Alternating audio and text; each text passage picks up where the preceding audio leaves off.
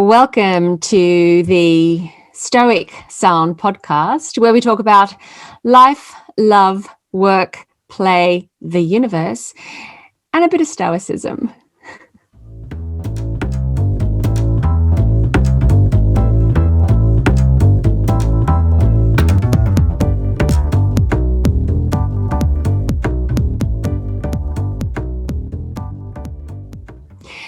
And today I'm really excited because I get to speak to two very impressive people, Andi Sciacca and Greg Sadler.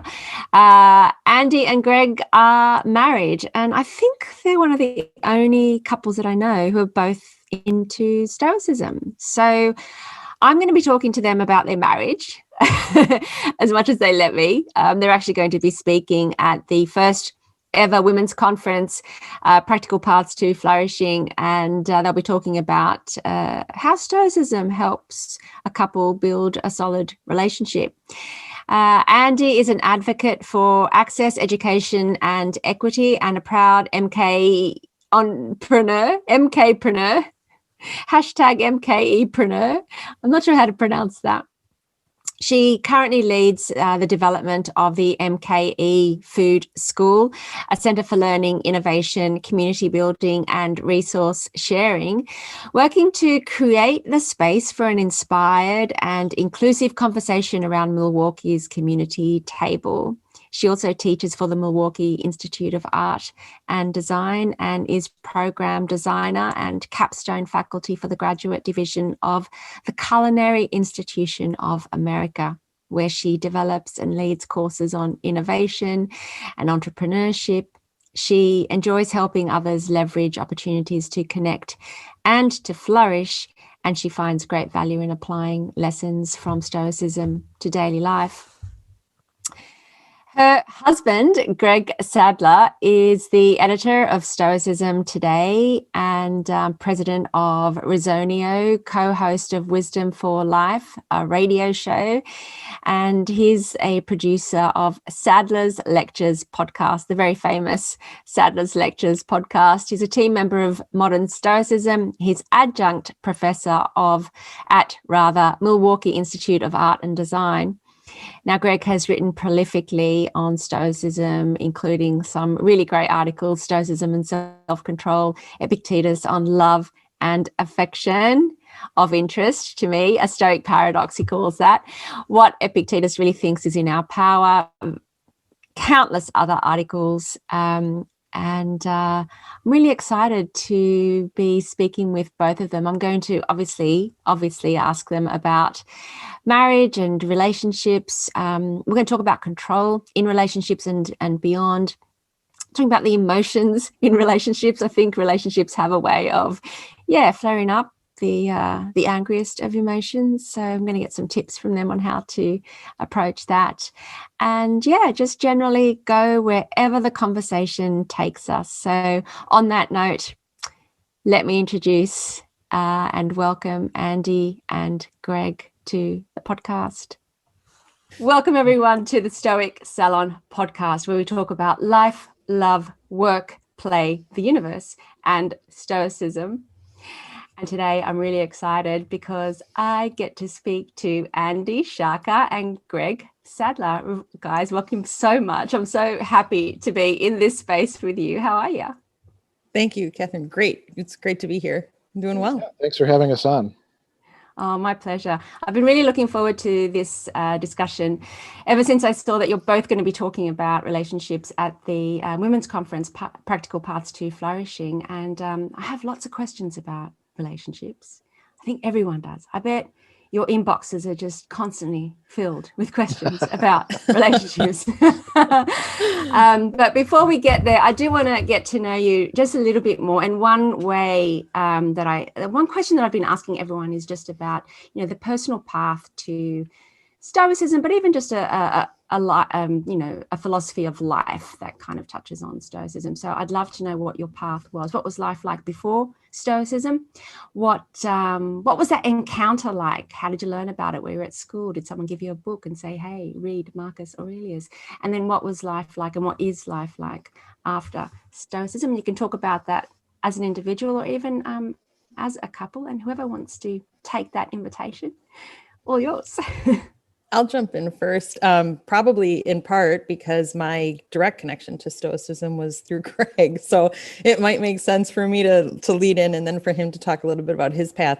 I think it was maybe 2011 or 12, Greg, I can't recall, but I had been going through a pretty challenging time at work. My job, which I loved, had changed radically.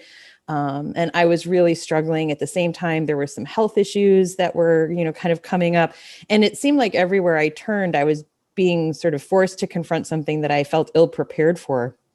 And right about that time, I think it was the SMRT program. And, Greg suggested that we do it. Week. Stoic Week, right. Yeah, right. And, the mindfulness resilience training, the readings, the exercises, I found them to be incredibly useful. And, part of the chronic health issues I was dealing with were connected to pain management things and, the stressors at work. It's not like I flipped a light switch and then suddenly everything was great, of course, right? But I started to feel like I had tools that I could connect with in a cognitive level, but also on more of a emotional level, more of a kind of just sort of life in general approach.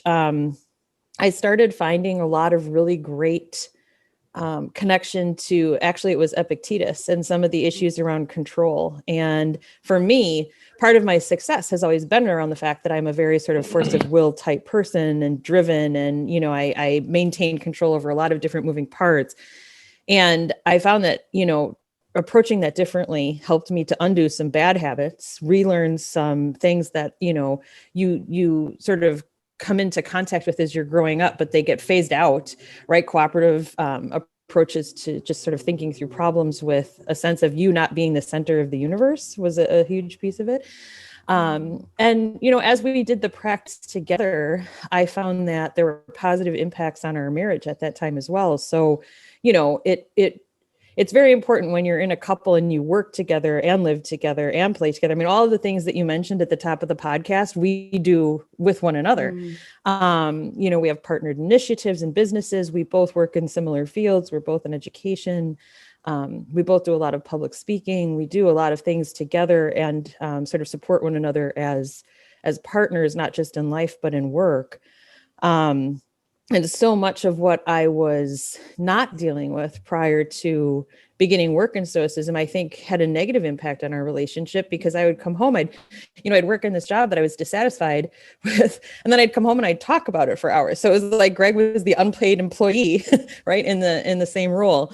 So, I'll stop there because I know that there's much more to be said. But for me, it really was an introduction that I don't know that either of us thought was going to have as profound an impact on me as it ultimately did. But I was incredibly grateful for the opportunity to have a willing partner who not only shared in my desire to live a better life or to live more in accordance with nature, but also to sort of suffer through some of those early growing pains together. So that's probably the best way I could describe how this kind of has impacted me or where the point of origin was. Wow. I resonate so much with that. Yeah, Greg. Well, I'll mention one other thing that Andi didn't bring up, which is that I think was it 2017? We started a local Stoic fellowship group here in Milwaukee. And, and in a lot of things that we do, Andi is the driver, the one who puts the ideas out first. Like, oh, let's do this thing, and I'm more the one who hangs back. And it's like, well, there's this thing to consider, this thing to consider. So that was another major thing, I think, as well, as we got to see the impact of having these group sessions and talking through things on other people. And Andi was the one who, really took the lead on that at the start. And it's been going on since the way many of these have since COVID. It's now completely online. Actually, we've managed to farm off a lot of the administrative things to a good friend of ours as well, who's doing more of that for that group. So I got introduced to Stoicism, but it didn't take really. When I was in college, I had Marcus Aurelius, the Meditations, and I was a philosophy major, so we read Epictetus's Enchiridion, and I was attracted, I was early 20s, fresh out of the army. I was very attracted to like the toughness and resilience kind of stuff, but all the justice and wisdom stuff, I just kind of like, ignored, and stuff about social roles and that. And I frankly, I don't think I understood a good bit of what I was reading anyway. And then it was in graduate school.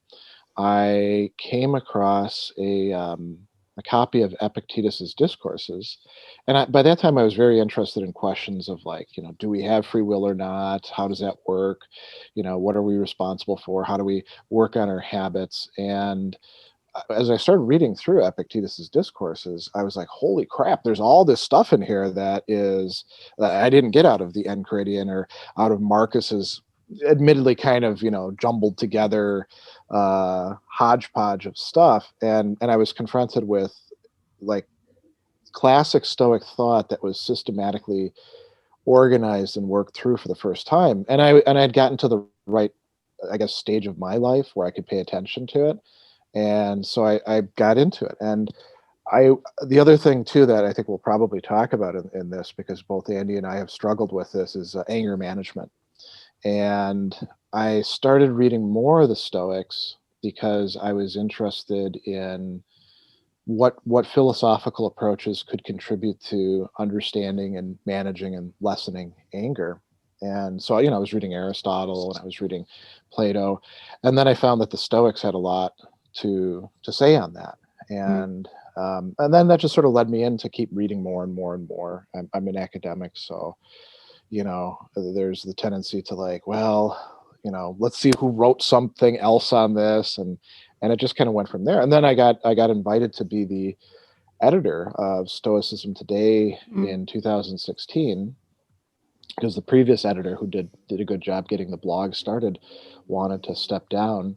And I think it was because I had editorial experience and I was getting kind of active in it. So I became a member of the Modern Stoicism team. And then a few years later, I dragged Andi into it, and she's been on the team for a few years now, contributing in a lot of different important ways. She brings a lot of like course design and organizational things to it that I think we were, and tech stuff that we were kind of missing at the time. And so it's just been a very cumulative process, like adding one thing here, almost like building something with Legos, right? There is a block that you start with, but that block looks pretty nondescript, just like all the other blocks.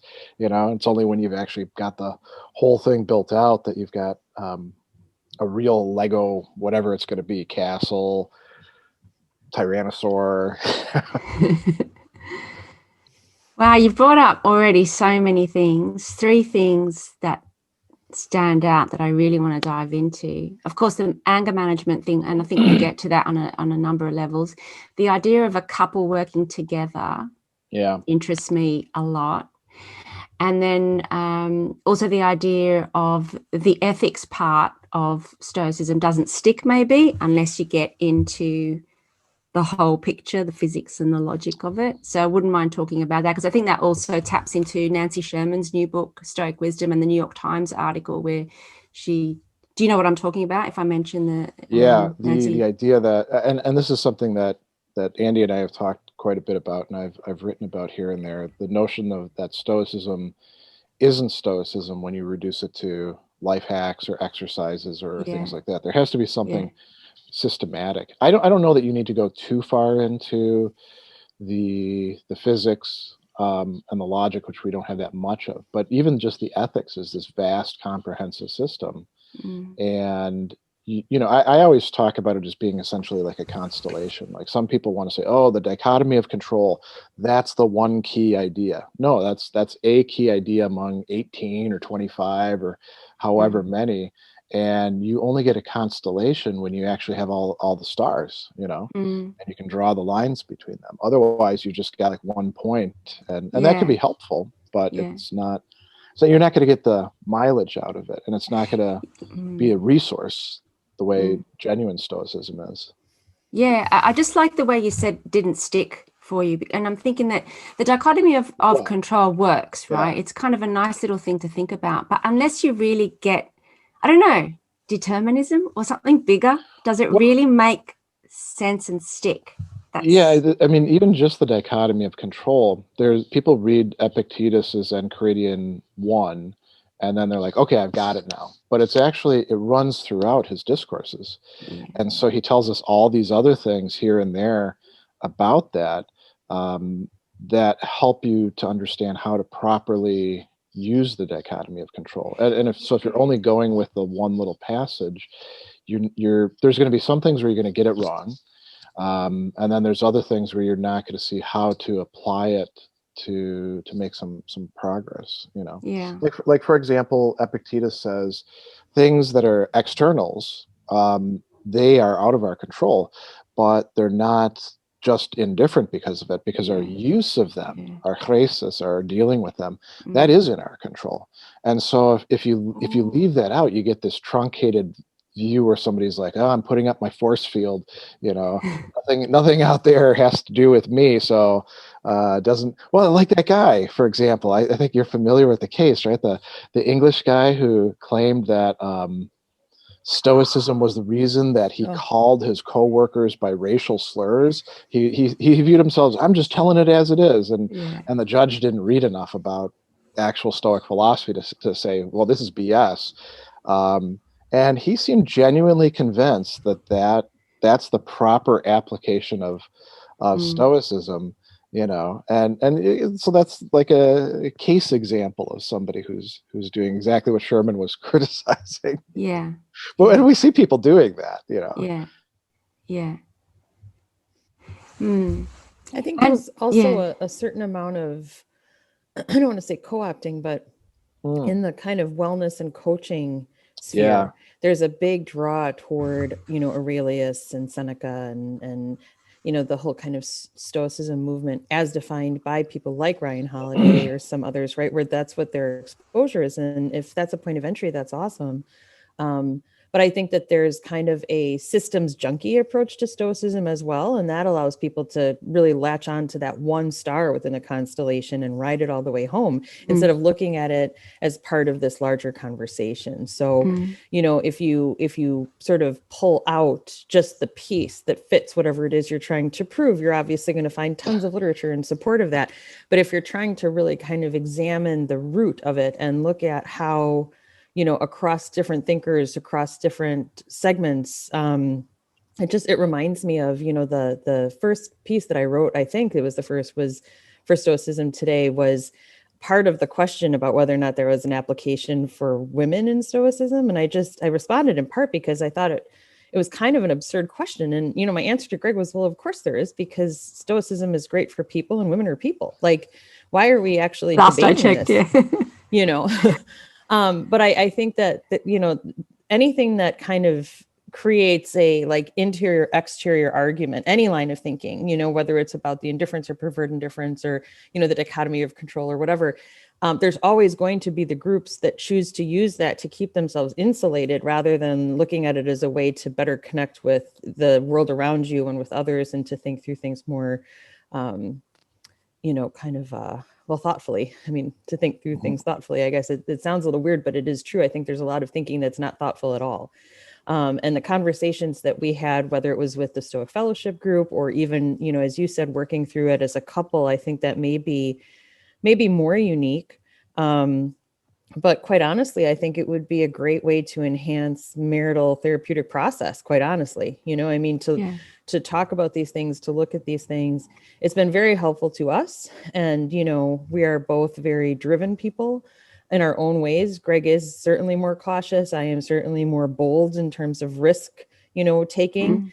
And I think we balance one another out. But in the areas where we do have conflict or struggle, using these tools has been very helpful in terms of, you know, again, the anger management for sure, but also just kind of respecting how we might be engaging with one another. You know, I think often of the Epictetus, and I can't remember, Greg, you can tell me which sort of attribution this is from like the book, but about the dinner party and, the things are passing before you, right? Not to grab from the plate.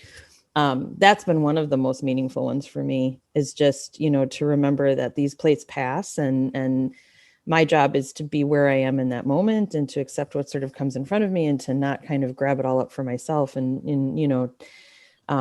that and the one about the actor in the play, I think those are the two that I have gone to. I love Aurelius. I love the love in Aurelius, but really the cornerstones for me were those two quotes from Epictetus that helped me rethink everything.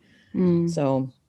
Yeah, both of us in conversations, and we have a lot of conversations that can get tense pretty quickly because we talk through all of our various, life challenges with family and work and all that. And then we have like our planning that we want to do, big projects and things like that. And then there's, like, what's the status of the relationship kind of discussions.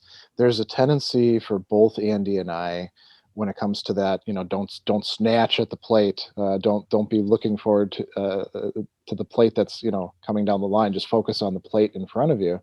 There's a tendency for us to think that if we don't get to say something now, we're never going to get to say it, which is irrational, because you could always just like write the thing down and bring it up an hour later. It'd probably be more productive to do that. That's a great idea. but she and I have both struggled with this for years and years and years.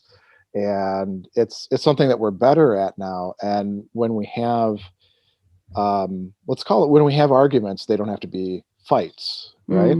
Because we don't have to, neither of us has to dominate the stage out of fear of not being heard, which is totally counterproductive. Because if you're taking over the conversational space and you're already tense, the other person doesn't want to hear what you have to say. They're like, what, why won't you shut up so I can actually say something and be heard? And so I think that passage is really quite helpful. I know it caught Andi's attention originally because of all the culinary connections.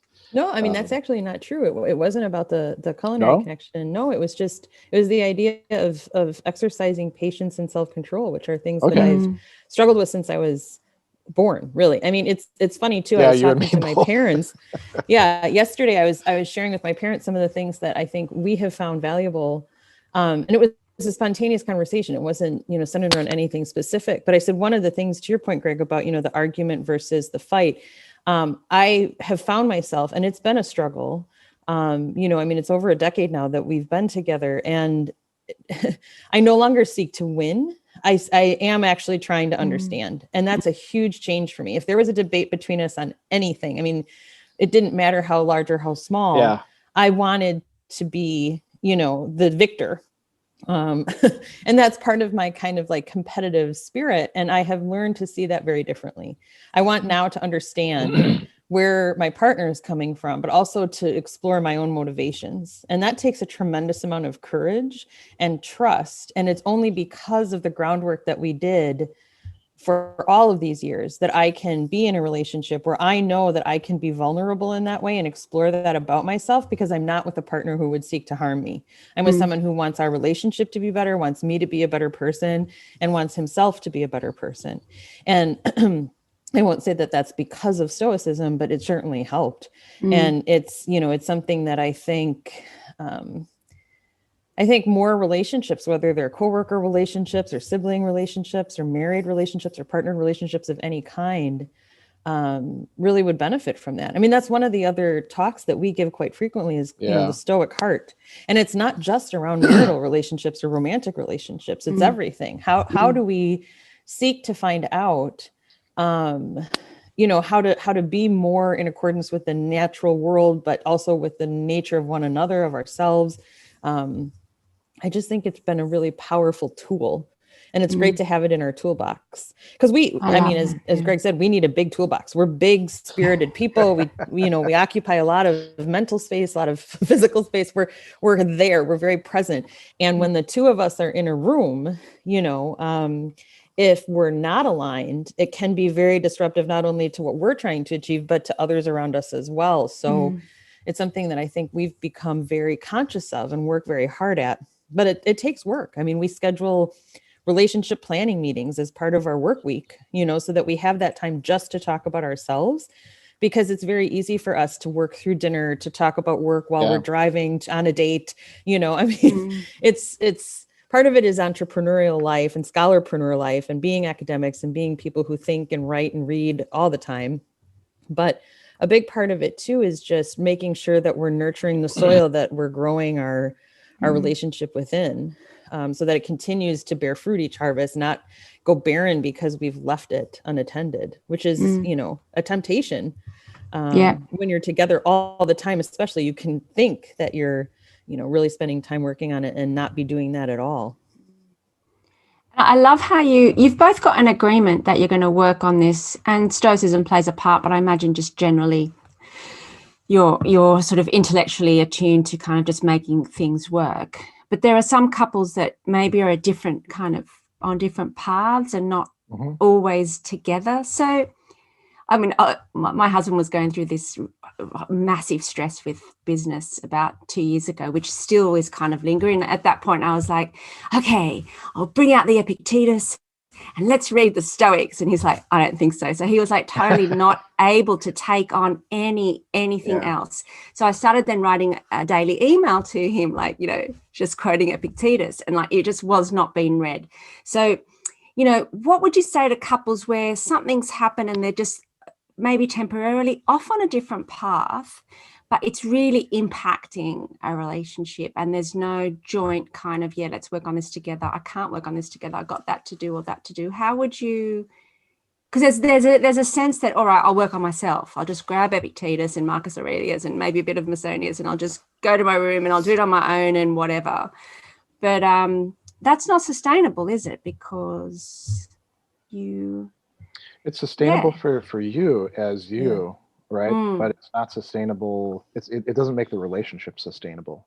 It would be quite easy, I think, for some people to invest their time and you know, study the Stoics and do the exercises and then be like, well, I guess this relationship isn't what I actually want.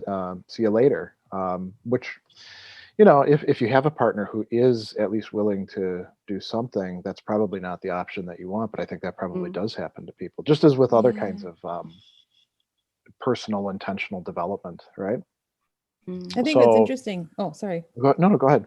Well, I see quite often on the forum, right, in the Stoic philosophy group, people asking variations of that same question, like, what if I'm doing this and my partner is opposed, or what if I'm, you know, approaching this, and it's funny because you see the responses and there's this kind of camp of responses where it's like, what others do should not be your concern.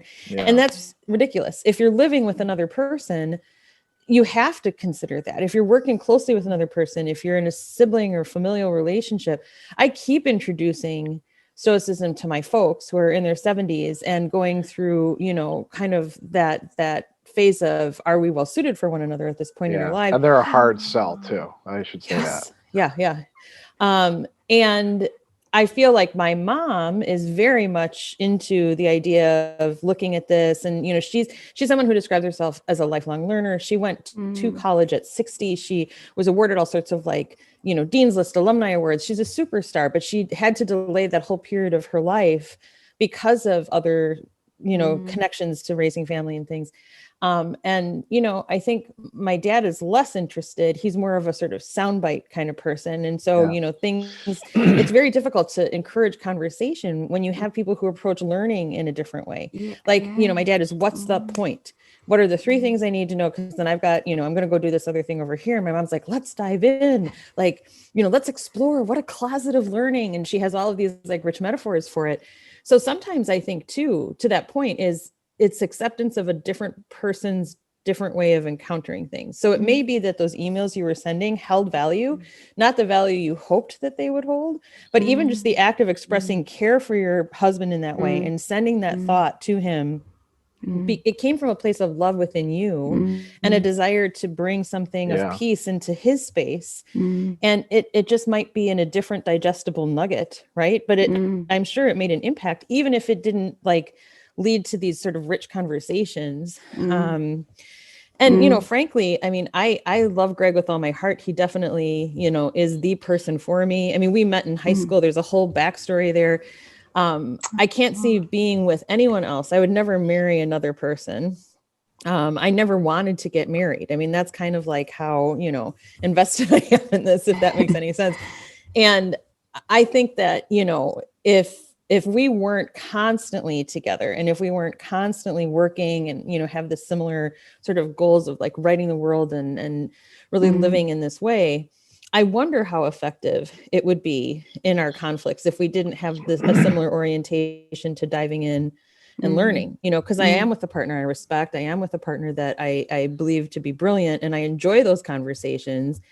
But if I were not myself and someone brought that to me in the ways that Greg and I bring ideas to one another, I could feel very different about it. It's sometimes it's the pairing plus the content, and sometimes it's the content, and sometimes it's the pairing. And in our case, I feel, I got incredibly lucky, but it's hard work.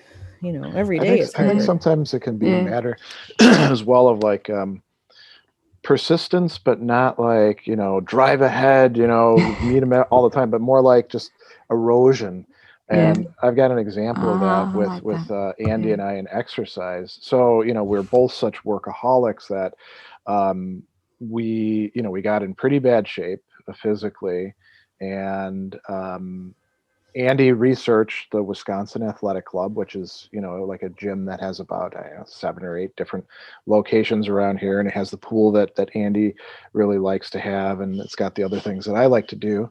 And she started going to it. She signed us both up with like a family membership, I think. And then she and her mom started doing classes, and they were having a good time with that. And Andy's like, hey, you should probably start working out too. And I was like, yeah, I'll get to it, And there was like a whole, when you start a club like this, it's kind of different than when I used to go to places like the YMCA back in the day, where you're more or less on your own. Now you got to go in and make an appointment, and there's a trainer, and they like figure out what's good for you, and et cetera, et cetera. And so I kept on putting it off. And it was like months where Andi was going and doing these classes with her mom and talking about it. And I was saying, yeah, I'll go like next week, or, we'll get started right away. And then I wasn't. And then I finally did. And I'm not actually sure what turned the tide. Maybe seeing her going at it, and that it was having a positive effect. But Andi didn't nag, which she could have done, quite easily. She could have been like, hey, take your fat rear to the gym that we're paying for, right? And start using this. And once I started doing it, I like doing the weight circuit and the cardio machines and things like that. And I got back into it, and I enjoyed it after a while, because the first couple days are pretty hellish. And so I think maybe I'm not saying you can apply that to every single situation, but perhaps there's an analogy that can be made to, you have a partner who's committed to something that's going to improve things for the other partner and for the relationship as a whole, and they keep doing it. The other partner gets to see that. They can be blind for a while, but there's something that's steady. It's like an orientation or direction that's going in this way, and then the right things can align, and then which is very unpredictable, and then they make the choice themselves to start dipping their toe into the proverbial water, and then a groundwork has been laid, as opposed to like having like color coded schedules, and you're going to do this at this time. You let them ease their way into it. I don't know. Andi, do you want to add anything about that, or? No, I mean, it's funny because I do have a color-coded schedule. In Google Calendar. Yeah. It's like, huh? But no, I mean, I think you're making what colors have you got? Point. Oh, believe me, all there's like them. 10. Yeah, all the colors.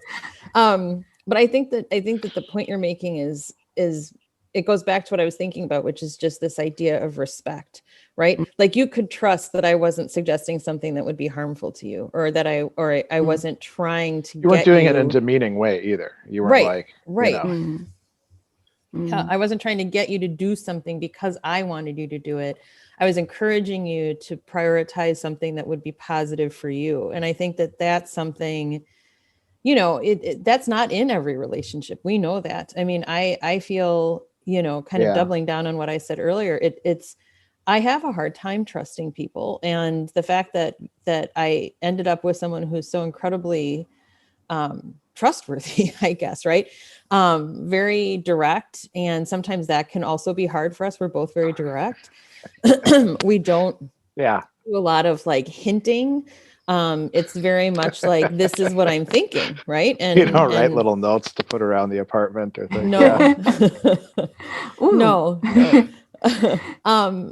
But well, actually, I mean, I will say though that is part of it too, is that the expressions of love have been a surprise. I mean, you know, Greg is someone who will put a note in my bag when I'm going off to work and having a bad day, but it's like to remind me that I'm a person who is a priority in his life and should be in my own life as well. Not something like, you know, I mean, whatever, I don't know what notes, passive aggressive notes might be, but I think, you know, if to go back to the earlier point and what I'm trying to add to what Greg said, not very articulately, apparently.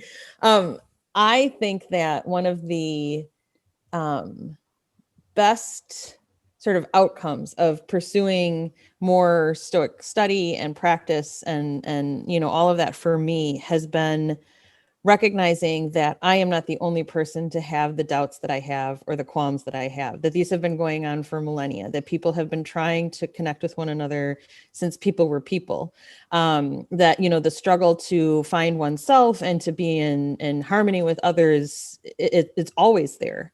Mm-hmm. And I think that that's a very helpful reminder, because the work that I do, I tend to get into conversations with people who are incredibly politicized or very catastrophic thinkers. You know, I mean, I do a lot of work in the food system. I do a lot of work in the social justice space. And, you know, I think that there's a lot of rhetoric right now around this idea that it's never been this bad. And you just have to say, but it's been this bad always. Like, maybe we're having different conversations, but the problems and the things that we're struggling with, you know, they've been around forever. So how do we think about this? How do we use tools from before to help us understand the present? How do we create a better present and a better future? How do we continue the dialogue? So seeing this as a continuum and a spectrum has been incredibly helpful for me. Because when you're a to-do list, check it off kind of person, learning to think in ways that connect you to history, but also to sort of like this idea that we're along this ribbon of understanding has been very useful for me. It's counteracted some of my like extremism in terms of like that color-coded calendar, the to-do list, the Asana task list, the project management, the notebook. Like, I have all these different tools and I still use them, but I use them for a different reason. It's not like, I mean, I used to joke, it's like the one ring to rule them all. If you're kind of like a, you know, Tolkien fan, that's what I was looking for. Like, what's the one technological tool that I can just like put it right here in my palm and it will remind me of my schedule? And, you know, and I love that kind of data-driven nerdiness. I probably always will, but I see it differently. I see it as a tool, not a controlling kind of like, you know, I don't know. I don't want to use the word system again, but that's sort of what it is, like that systems junkie approach, you know. Well, that was an issue early on in our relationship. And I guess you could say there was the, like, you should try this, you should try this, you should try this. Andi can be very enthusiastic, like a booster about these things, because she's an early adopter when it comes to technology, right? And I'm the person who hangs back, and, you know, I want to see that this is actually going to do all the things, and that was a challenge for us. I certainly have benefited. I use a color-coded calendar in Google Calendars to organize my days, and that's not something I would have pictured myself doing 15 years ago at all.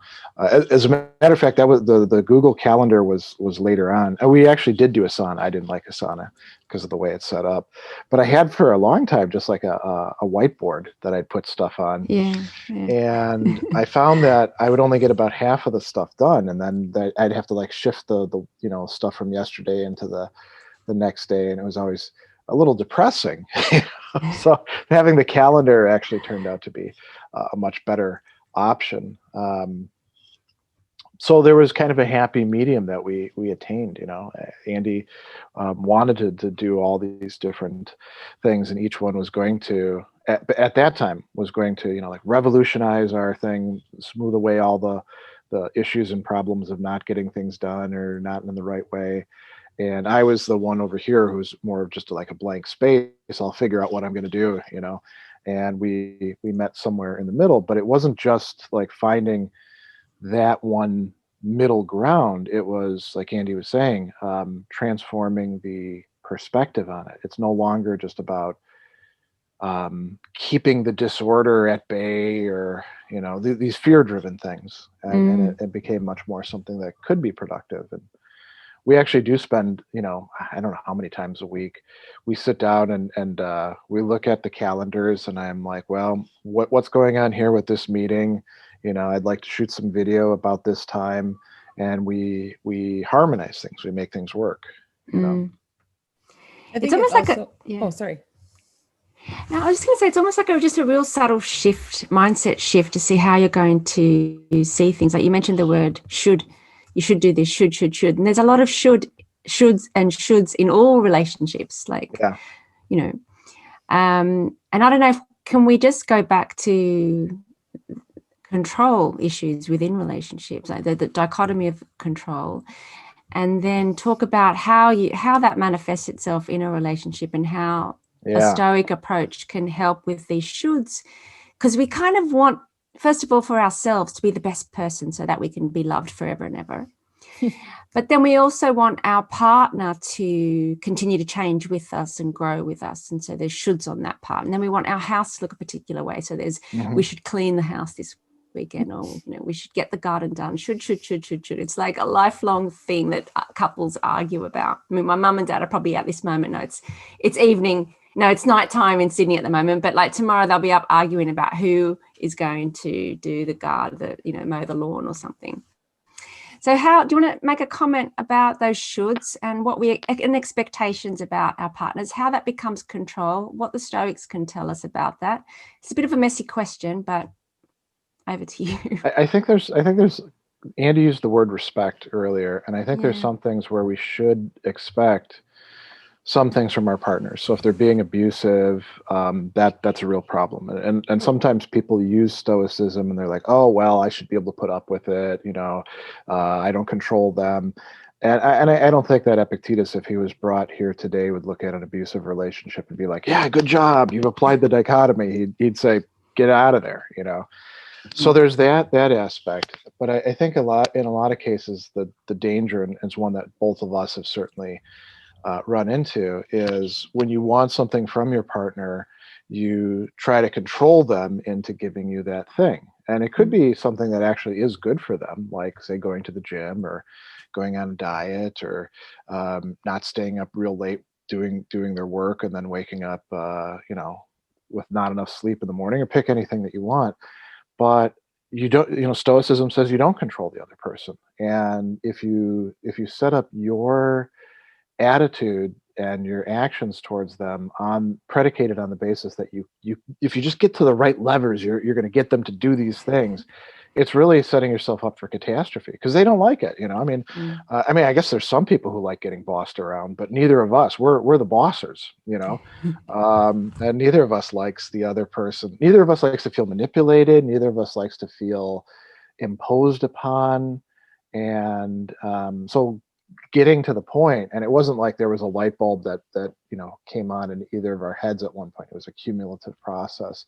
Getting to the point where we're willing to say, listen, this is what I want. I don't know if you can fit into this or not, or if you want to, but here's what I'd like to see. That the rest of it's up to you. And we can talk out why you don't want to do things, but I'm not going to try to like reach in there and push that that button to make you do something. Which, I mean, if you could do that, it wouldn't really be a partner. You'd have like a computer. I don't know, some other thing. Yeah.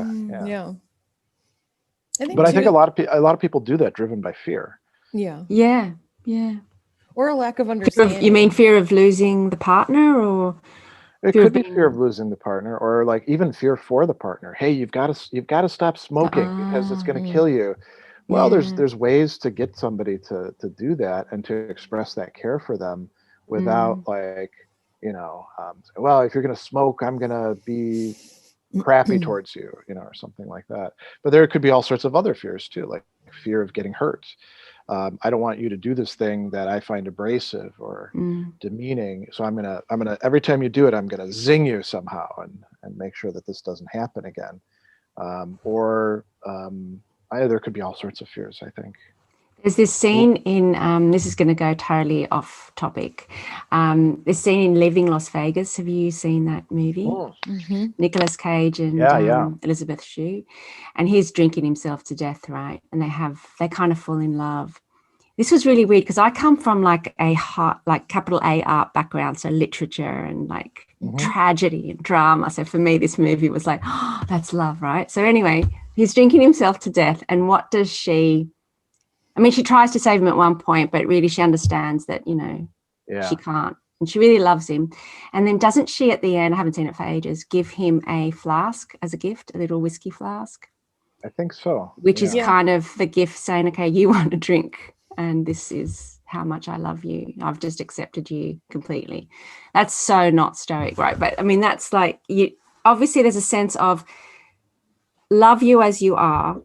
I'm not going to control you by making you stop drinking, but I'm going to gift you this thing that's going to kill you anyway. That's like, I don't know why I went there with Well, this story, she but does all those other things though. She's there when he's dying yeah, in the yeah. hospital beds. When she could have said, "Well, buddy, you've Told you literally so. made your Yeah, bed. See you yeah, later." Mm-hmm. Um, yeah.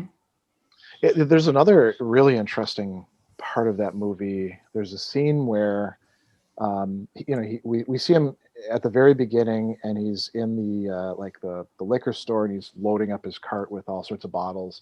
Yeah. And then he has that encounter with the prostitute who steals his I think his wedding ring. And at the start, we don't know why he's drinking himself to death, but he knows why he's drinking himself to death. And about halfway through the movie, she asks him, "So why are you doing this?" And he's drunk so much that he now no longer remembers why he's on this fatal trajectory. And I think that's kind of a metaphor for a lot of people. They get into Yeah. things that are damaging to themselves, and the damage itself that gets done to them because of that. And it could be in a relationship. After a while, they're not sure why they're doing it. And the point of it is, you don't actually have to know why. You can just start applying Mm-hmm. some remedies. You can be like, I don't know, I don't need to know exactly how my parents, when I was a little kid, put me on the wrong path with this or that, or how school did something. I can focus on where I am now and say, do I want to die a drunk in a hospital bed, or do I want to do something different with my life? And it doesn't have to be something like, I'm going to go from being the drunk to being superhero or something like that. It can just be like, I'm going to be somebody who isn't drunk all the time, you know, and then after that, maybe, only drunk a quarter of the time, or, something like that. Mm. There's progress that can be made. And we don't always have to have like super big sweeping narratives to do it. We can just be like, this sucks. I want to change this, Yeah. There's this I think sense there's in that movie that she loved him so much, Mhm. but couldn't change him, couldn't save him. Yeah. What's the Well, her Stoic love, moral? Yeah, Andy. yeah, her love for him was, I think, a form of palliative care. I don't think it was necessarily a romantic love, right? It was easing the pain, and his attempt to continue to sort of go down this path. It was palliative care. It was a hospice situation. It was helping him sort of, leave in a way. And I think that there's that, and then there's this idea of what, I was taking away from what Greg was saying about this need to kind of manufacture trauma.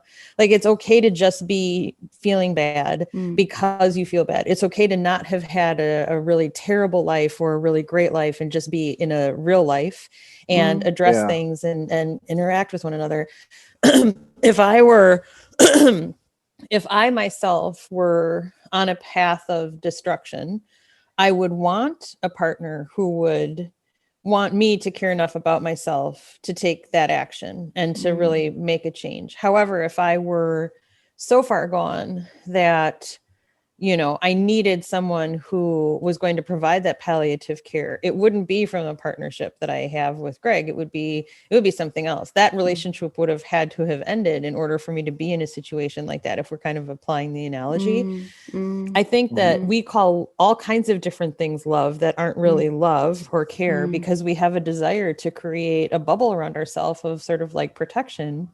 And I see a lot of people doing the same thing with trauma. Bad things happen, and there's a way for us to deal with that. And there's a way for us to articulate and talk about it. And some people have a harder time maybe putting into words what it is that they're feeling or struggling with. But I think we tend to want to see things as loving that aren't particularly loving. And that comes out for me in many ways in relationships of control. I don't desire to control Greg. I desire to understand him. I desire to be understood by him. And even with the tech stuff, like, I'm a very curious person. I'm not a bleeding edge person who wants the new shiny thing just because it's new and shiny. I really desire to sort of like play with tools. And I see tech as a really great way to do that. So when I was suggesting things or getting excited about things, it was with the curiosity of like a child in a toy store, not someone who's like, this is how it's going to work, right? Yeah, my internal dialogue might have been like, God, I just want something to keep the noise at bay or to keep everything like in the system, like the color-coded calendar. But that wasn't what was driving me. And so Greg, knowing what drives me, helps him frame things that might otherwise be uncomfortable in terms of my suggestions or, desire to get this or whatever.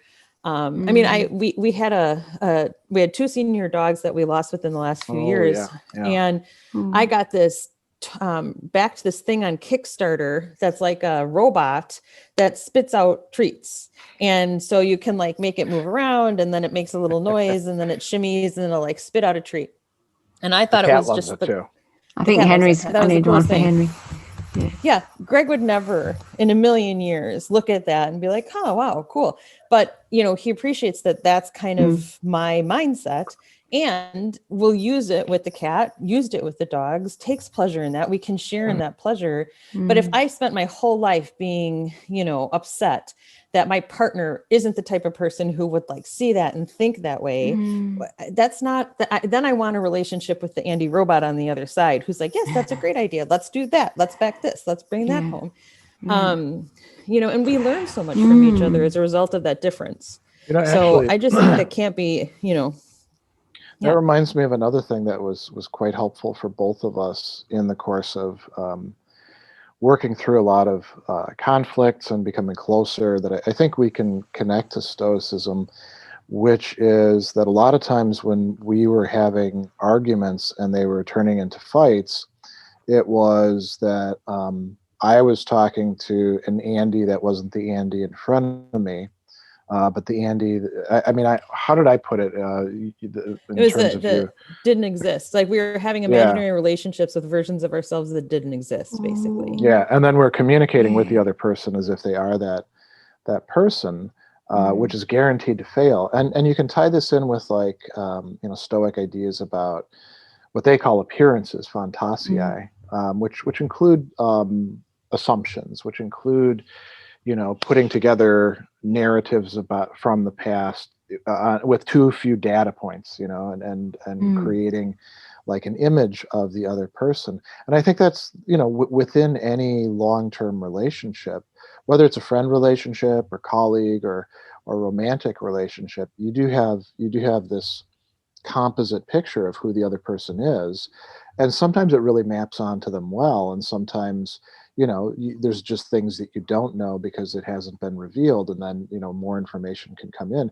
But sometimes it is a very distorted picture, and it may be a reflection of past trauma that you have. Oftentimes people get into like romantic relationships. They've been mistreated by other people, and they're like, well, when is this bastard going to do that stuff? Because they're like that. And I know Andi and I both had to work out things along those lines because of bad relationships in the past. But we also dealt with it right up front. I mean, I think we had a little list where it was like, this is how I was burned before. So what are your thoughts on this? Like we went in head forward, but I think the other thing too that is really important for me about how we've been able to use tools such as Stoicism to really improve our relationship is that we are both people who appreciate and embrace change in the other person. There are some people where it's like, this is who you were when I married you. You better stay this way. I don't want a relationship with anyone other than this.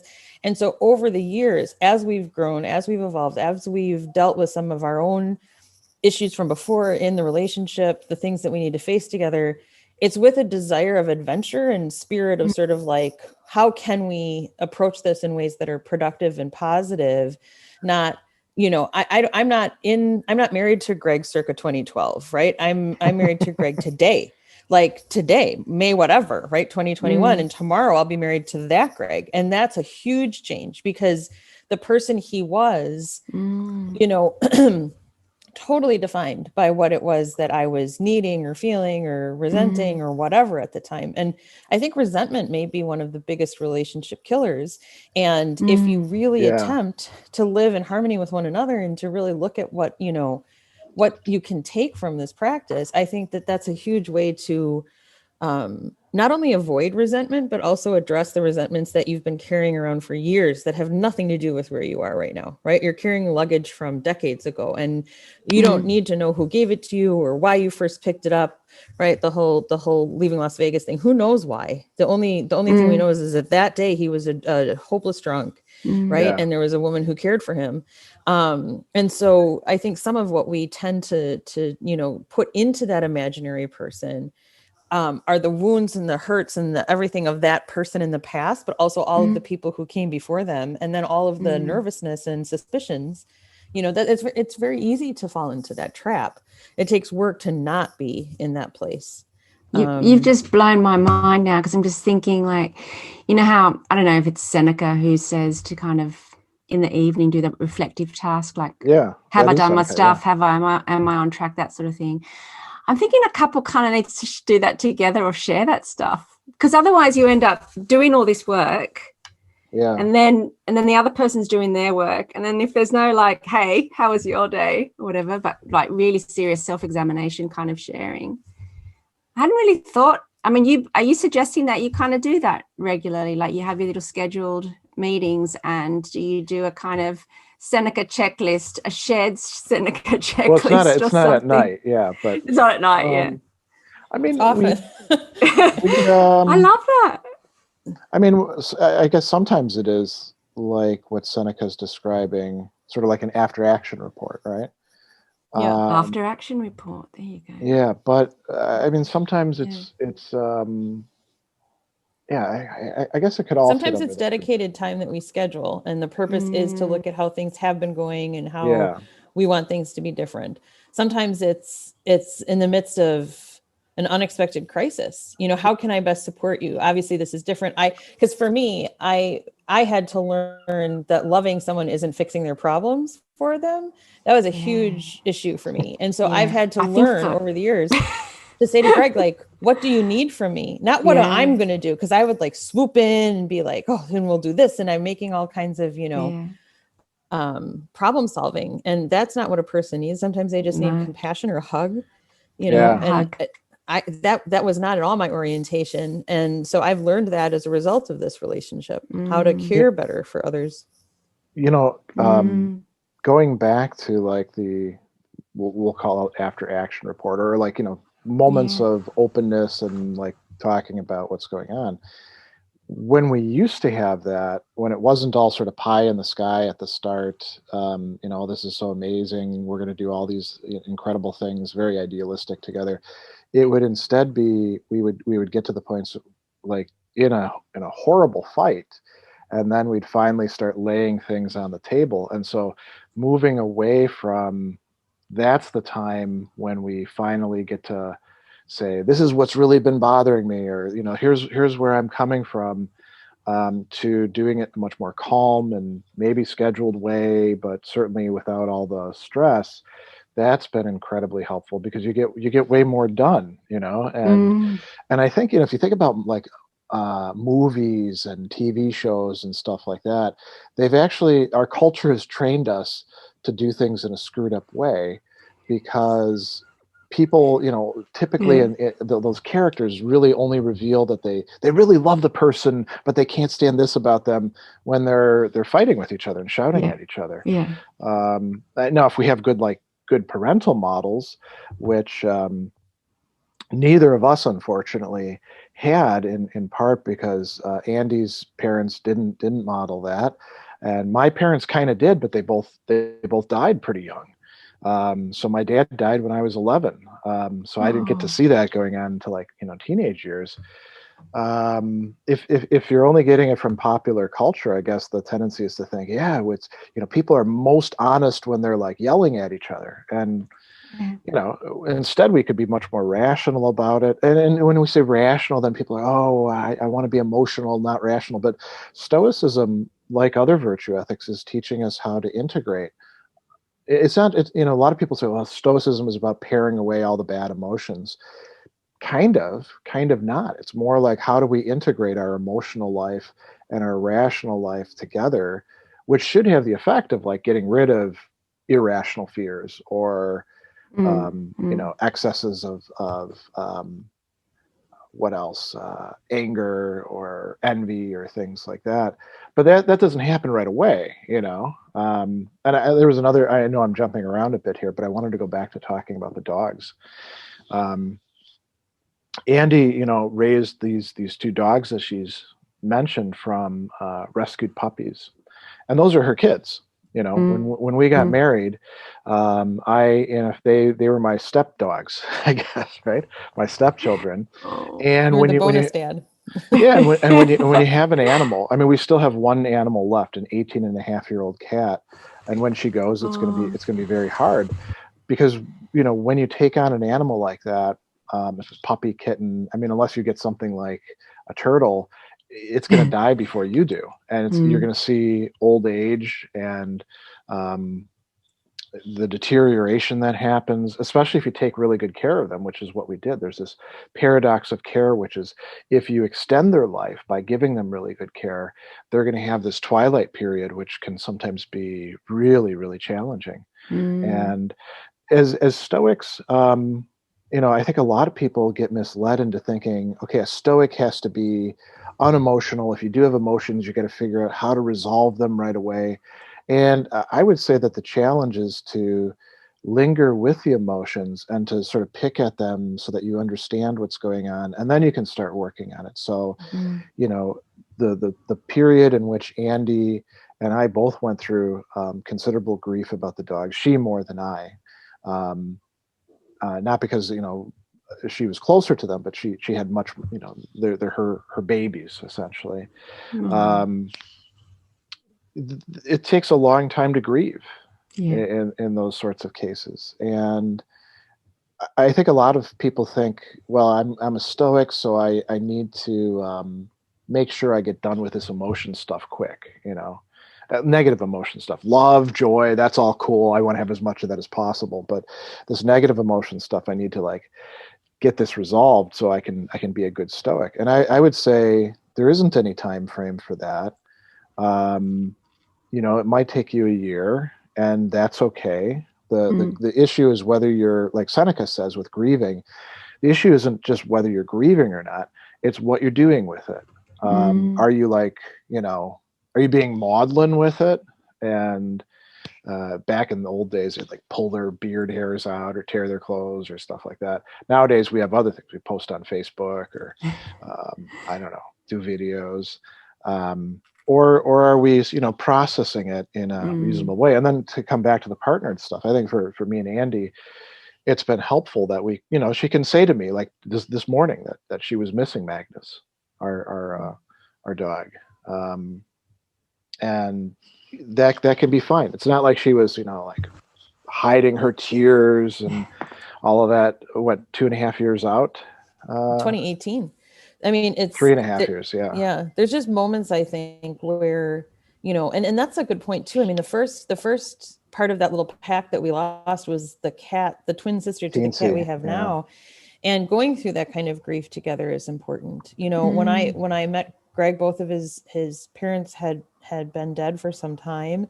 I also met him when he connected with his biological father. And, my family has gone through changes. I mean, the changes that we've encountered in our life and the losses we've suffered and the joys that we've experienced and the challenges that we've had, I think are that much, I don't want to say easier to navigate, but more possible to navigate because we value the communication and we value things in their right order. I will always have incredible sort of sadness at the loss of those two dogs and the cat and this, the cat we have now. When she goes, it'll be very tough. But to know that I have someone who understands that and who isn't trying to like force some sort of response, like, okay, it's been a few years, and I wasn't this morning crying. I just said, I was thinking of Magnus yesterday. I really miss him. He was a good little buddy.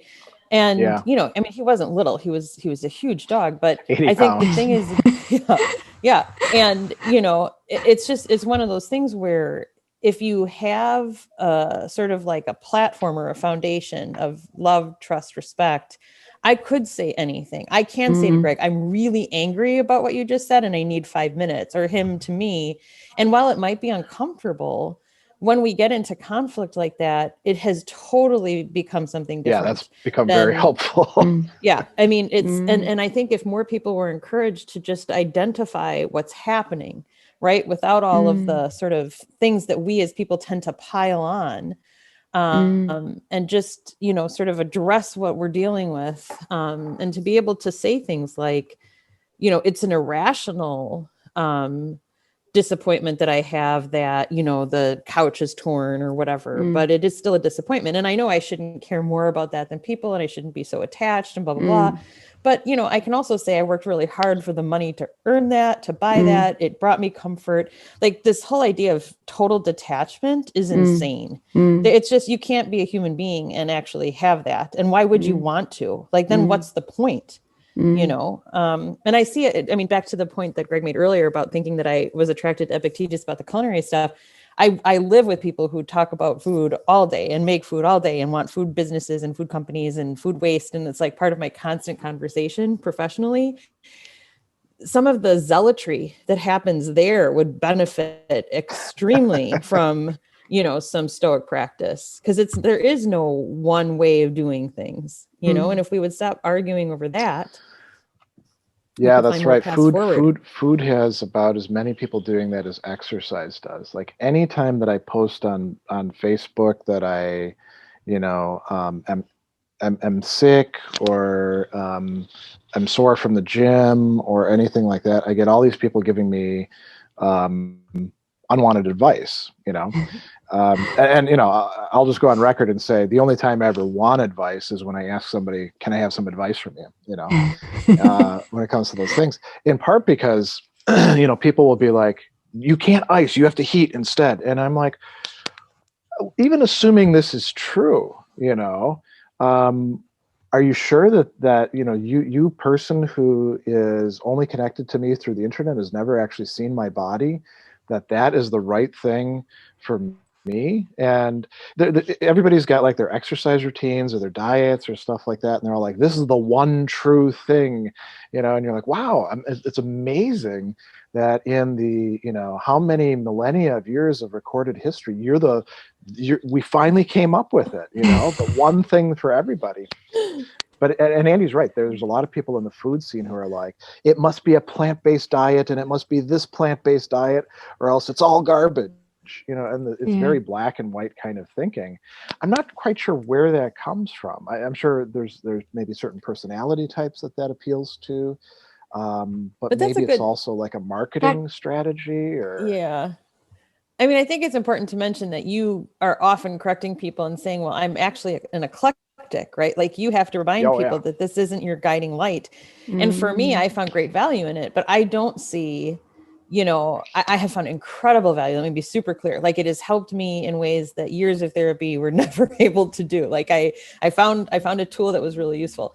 But it's a tool. It's not like I'm constantly, struggling about, am I being a true, real Stoic or not? I read Stoic quotes in the morning. I like Massimo's book with Greg Lopez. I mean, I'm fine. I gave that to a friend who lost her husband, and it's helping her tremendously deal with the grief.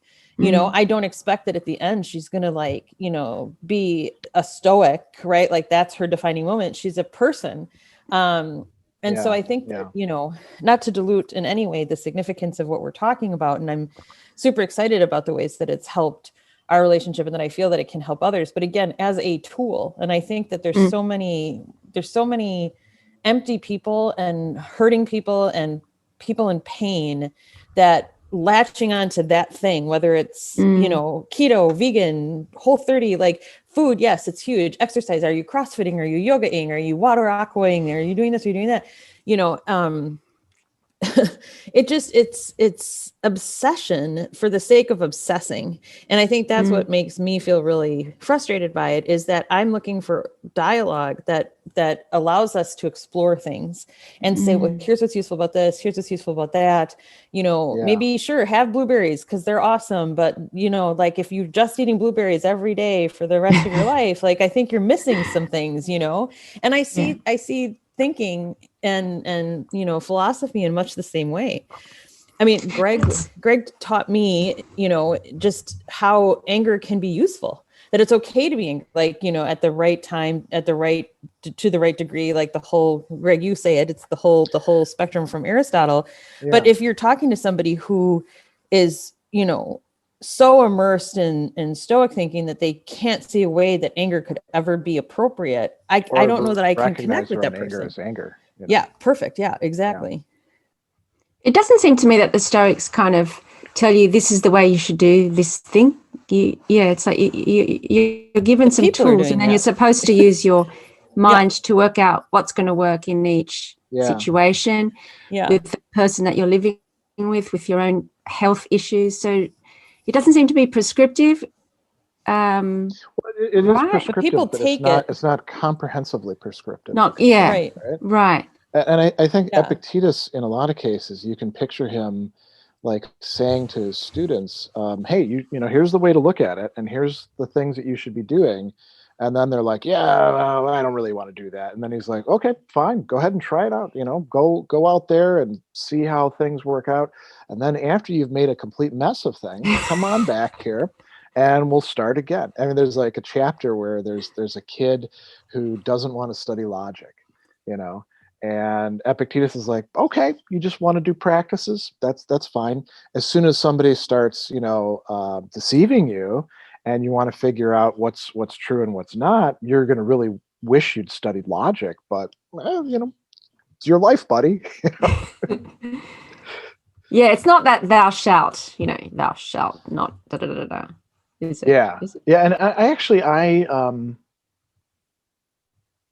you know, the three disciplines thing that often gets used as a framework. You know, there's the discipline of desire, the discipline of choice or action, the discipline of assent. That's only in Epictetus, and actually he has a different formulation at a different point. Seneca has a different three disciplines, and I see a lot of people trying to like shove everything into those three boxes, and you know, and sometimes it can be helpful, but it's not the only way to schematize things, you know. And I think there's probably a lot of people who really, if it feels good to them if there's some order to it, you know, but the order can become a little bit confining, or for, you know, what would you say, or it can stifle you, you know.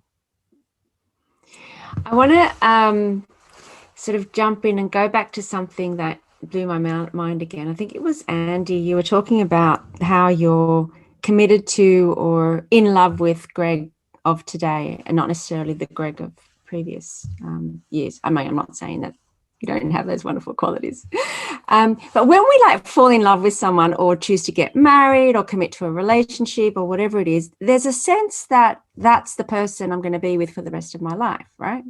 Yeah. Yeah. You know, how do we do, because you're committing to, I love this wonderful creature.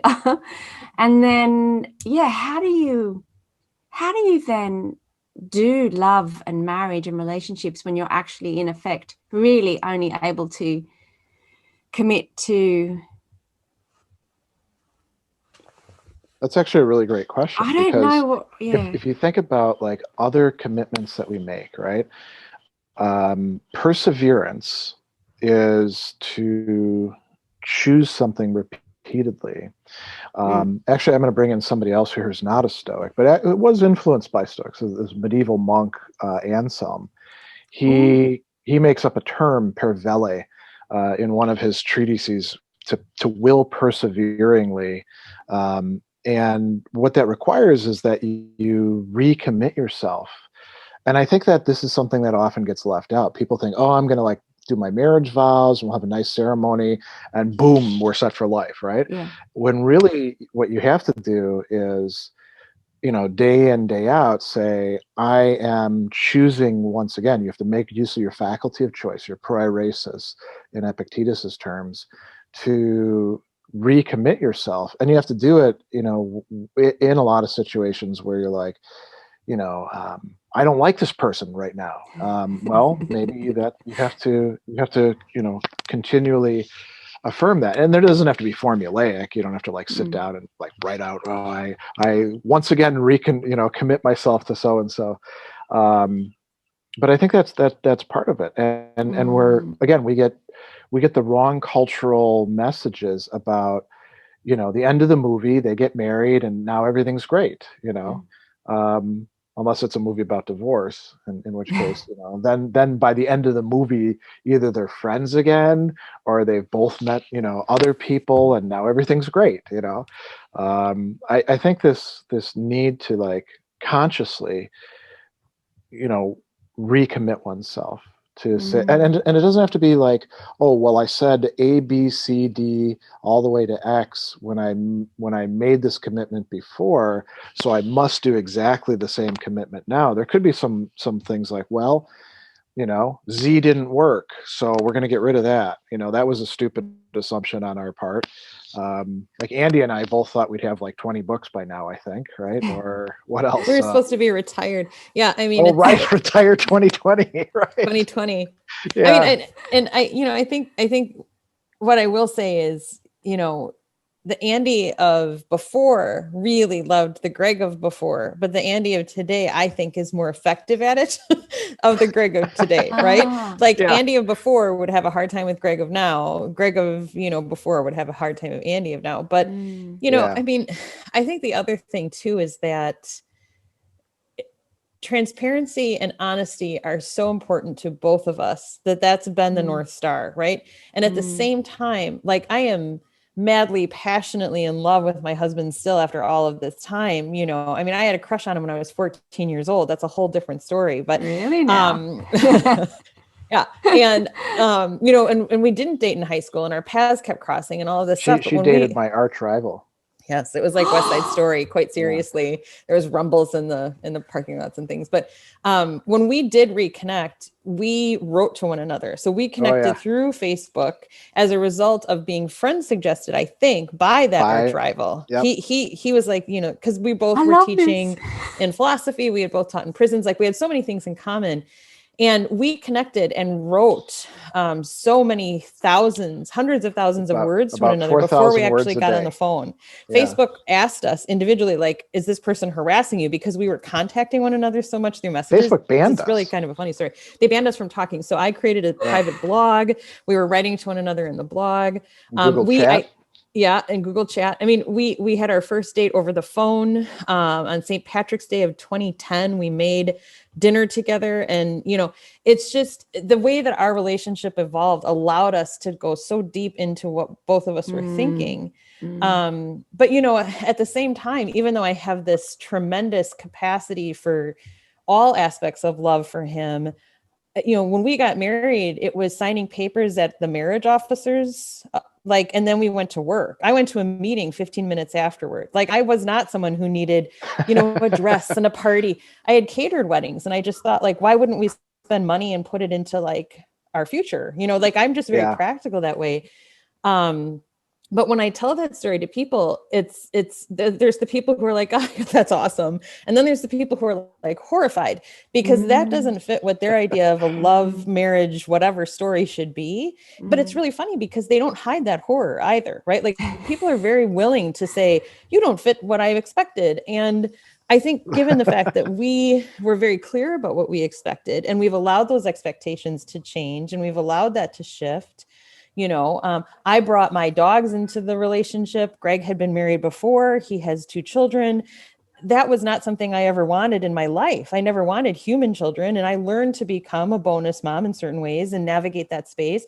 But it's because we were always very, very clear with one another, and I think that if anything, the notions of sort of what something should be, going back to what you were saying earlier, right? Like that whole expression, stop shooting all over yourself because it doesn't do any good. Like if you take that away and you say, what ought this be given what we are, who we are, what we bring, where we want to go, how can we map this out? How can we maintain a sense of, being flexible? I mean, if suddenly, there was a whole summer where I was in a wheelchair and that changed everything. I had an injury and it was catastrophic. And I mean, Greg had to do absolutely everything with ailing pets, the dogs, they can't walk themselves. And, his kids were here for the summer and, I was working remotely, but couldn't do anything. We have a 2-story, loft that we're in. And he was running up and down the stairs all day, taking care of me, plus taking care of the animals, plus taking care of all those things. That wasn't in our plan, but I had to learn to accept that help to, be appreciative in different ways, to express gratitude. And I will say that is the one other time in my life where I found Stoicism to be the most helpful, because learning to accept the fact that I was going to be sitting there and that there was nothing I could do. I could not will myself to move around on legs that weren't functioning. I couldn't do anything. And if I had not been willing to look at what that said about me, that desire to control things and how not to engage that would have been a very miserable summer for me in ways that different ways than just, the pain and the physical ailment. So, I mean, who knows what we're going to encounter? I only know that 11 years in, 10 years married, I can say that I will be able to handle it with, him by my side. And when one of us loses the other, we will be able to handle it in some way because we built something together that will sustain even in the absence of the other person. And to me, that's what it's all about. The work that you do, the people that you encounter. And I hope we have many, many years left together to explore and to create and to do all of the things. And maybe some of the stuff that, our idealistic selves put on the list will come forward as we're actually retired. Who knows?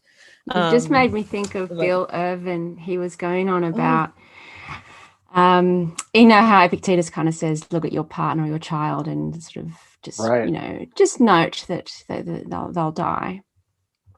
Bill Irvin says that he does that. And then he says, when he thinks about that, he says to his wife, darling, thank you for, being in my life. And supposedly when she hears that, she knows that he's done his little death meditation thing. Yeah. Do you do that? I mean, is it a thing? Does that change anything if you do? You mean, do we do the death meditation thing? Yeah, like, do you think about that, about each other? Like, I did that with my dog recently, and I just looked at her and I said, Henry, just really quickly just said, I know you're going to go at one point. And then that moment was just remarkable because I was brushing her hair and I just had that quick thought and just sort of said it out loud really quickly. And then, just brushing her hair was just remarkable, and just being with her was beautiful. And I just was so intensely present with her. Yeah. I don't know, maybe that's what Bill Irvin means when he does that about his wife. I do that with our dogs, for sure. Yeah.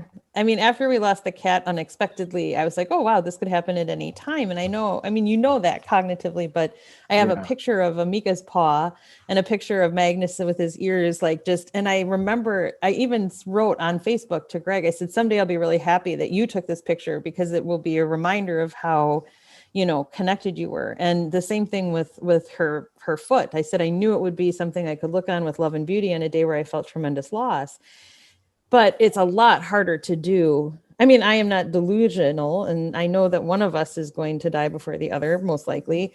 But it's very hard for me. That's probably, Greg is probably the most difficult. I think Greg and my siblings are the folks that I have the hardest time kind of thinking of being here without, should that be the case.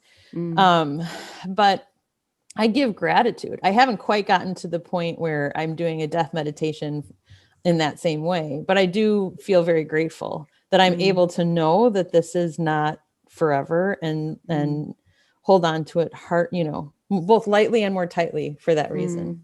But that I struggle with that the most, I would say. Yeah.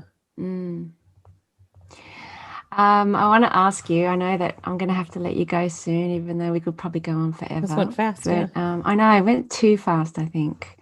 Anyway, there'll always be another opportunity, but I do want to ask you just a fun little question. Ancient Stoics, they're all blokes, but so we've got to think about a guy. Who would be the best husband of the ancients? Oh, wow. That's an interesting question. I mean, we know that Seneca was a husband, and Epictetus had a housekeeper, which, oftentimes means there's some kind of relationship there, but we don't really know, and obviously Marcus was married too.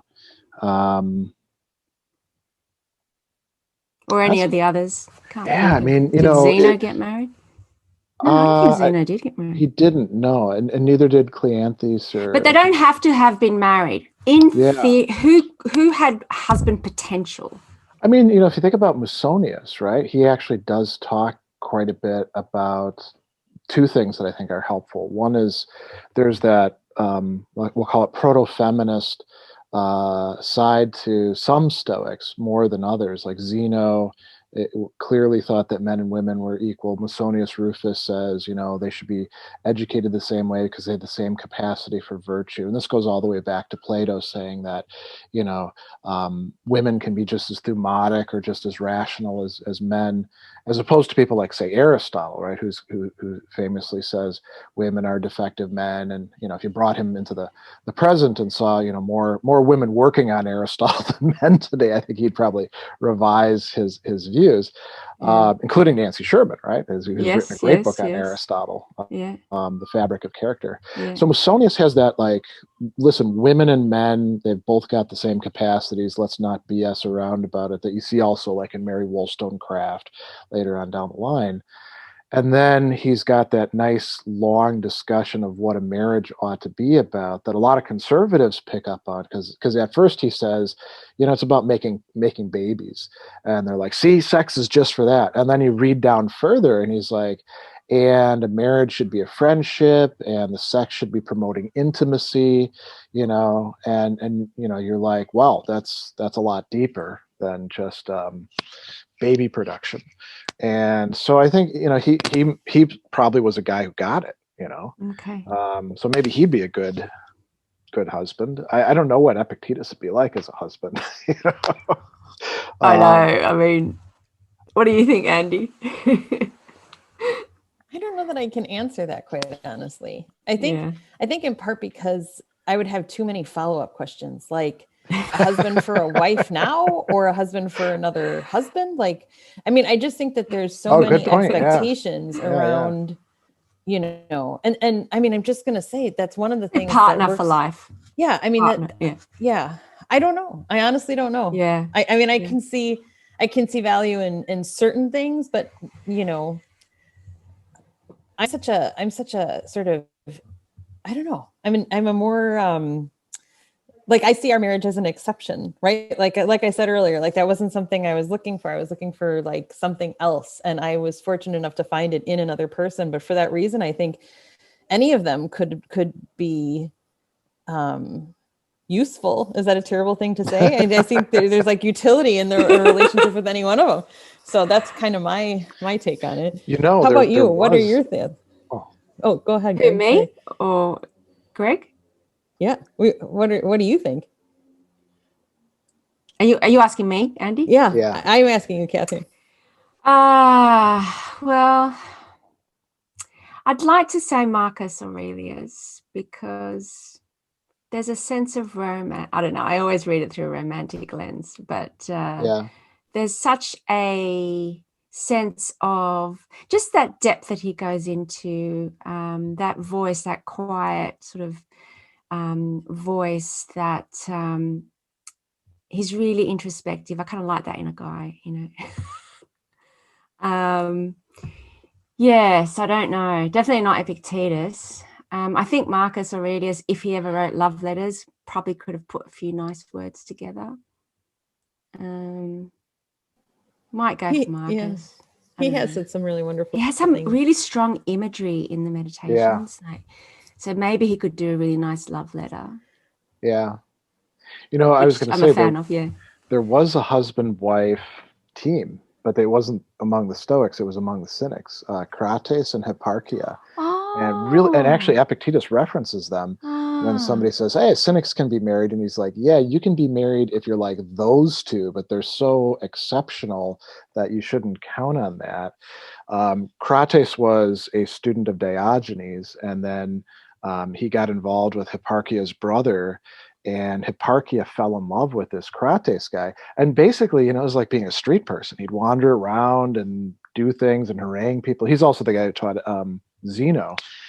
And so Hipparchia said, I want to marry you. And she was like ignoring her duties to like marry somebody respectable.